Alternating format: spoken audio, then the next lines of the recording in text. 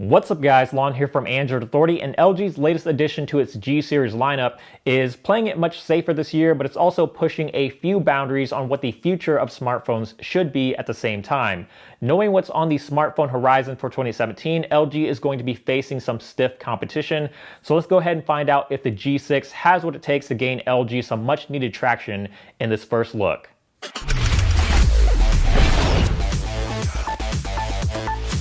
So this is the LG G6, and no, it's not modular anymore, but after the G5 more or less became a failed modular experiment, I don't think this was all too surprising of a move. Instead, LG's taking a more conservative approach with the G6 and following the current smartphone trend, which is, if you haven't guessed it, is metal and glass. Pretty much every flagship smartphone is made of metal, glass, or a combination of the two, and with the G6 you have a metal frame with chamfered edges sandwiched between two pieces of Gorilla Glass. It's a combination that we've seen many times by now, and while it's not the most inspiring design, it still has some of LG's more iconic design features like the rear mounted power key, and yes, for those of you who are wondering, the G6 does come with a headphone jack.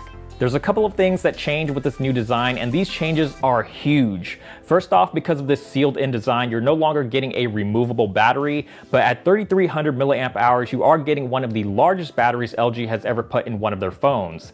Secondly, although you're losing the removable battery, this new design has allowed LG to make the G6 IP68 dust and water resistant, and with how valuable this feature is starting to become to even the most average of consumers, I think it's a trade-off that is completely worth it. Where LG is really pushing boundaries is on the front. The bezels on this phone are crazy thin, not only on the sides, but also along the top and bottom. It's got a 5.7-inch screen, but when you hold it, you'll have a very hard time believing that this is a 5.7-inch smartphone. It's surprisingly easy to use in one hand.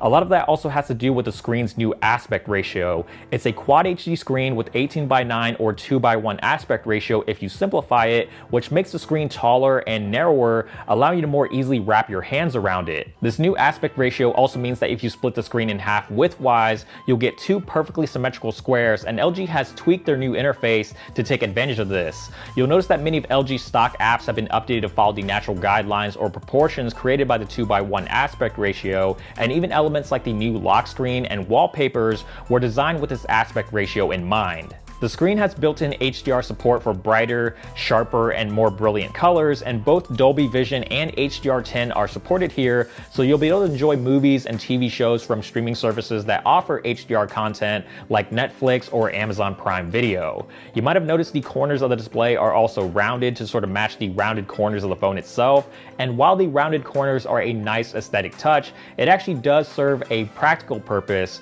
Usually when you drop a phone, the majority of the time it tends to land on a corner, and having the corners of the display rounded off allows the stress of the impact to be better dispersed, which helps improve the phone's overall durability and reduces the odds of getting a shattered screen. The G6 does have wireless charging and a Hi-Fi DAC, but unfortunately these features are region specific.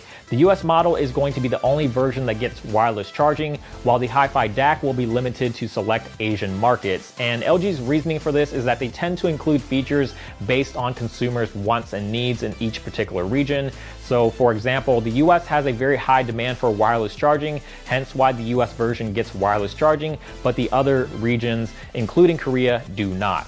There's a dual camera system on the back with one standard and one wide-angle lens, but unlike the G5 or V20 where there were two different resolutions, LG has made both cameras the same resolution for the G6. So ultimately what you have here is two 13-megapixel cameras, which means you won't be losing any resolution when switching between cameras, and LG has also improved the transition between the two cameras and made it noticeably smoother.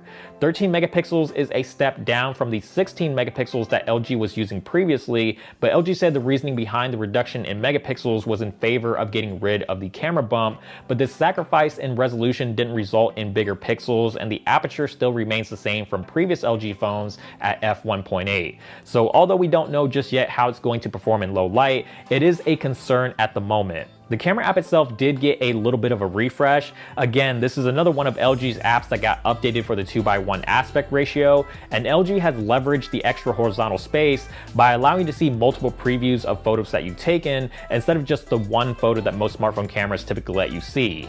One of the biggest changes to the camera is that LG has brought manual video recording to the G6, which means you no longer have to wait for the V series if you want manual video controls. Inside, it's got your typical flagship specs with the Snapdragon 821, 4GB of RAM, and 32 gigs of internal storage. There is a 64GB version as well, but this is another feature that's going to only be available in certain Asian markets, but all models do have the micro SD card slot with support for up to 2TB if you need the extra storage. Some people might be disappointed that it's not running the newer Snapdragon 835, but LG made it pretty clear to us that they're not trying to win the spec race anymore, and instead are focusing on trying to deliver a smooth and optimized user experience, which they feel is more important to consumers. It'll be launching with Android Nougat, and just like LG does every year, they've updated the GUI for the G6. It's got a refreshing new look with natural and vivid colors that you can see throughout many of the apps and new set of included wallpapers.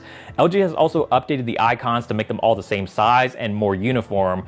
You'll notice that they are all now rounded squares to complement the rounded corners of the display, and other elements like the background of a folder and pop-up menus all have rounded corners to match. The G6 also comes with Google Assistant on board, which is really good news, so you no longer have to buy a Pixel if you want a phone with Google Assistant, and this also makes the G6 the first non-Google phone to be running Google Assistant. This has been a quick hands-on look of the LG G6. For more on the G6, check us out at AndroidAuthority.com and keep it tuned here to the Android Authority YouTube channel for more MWC 2017 coverage.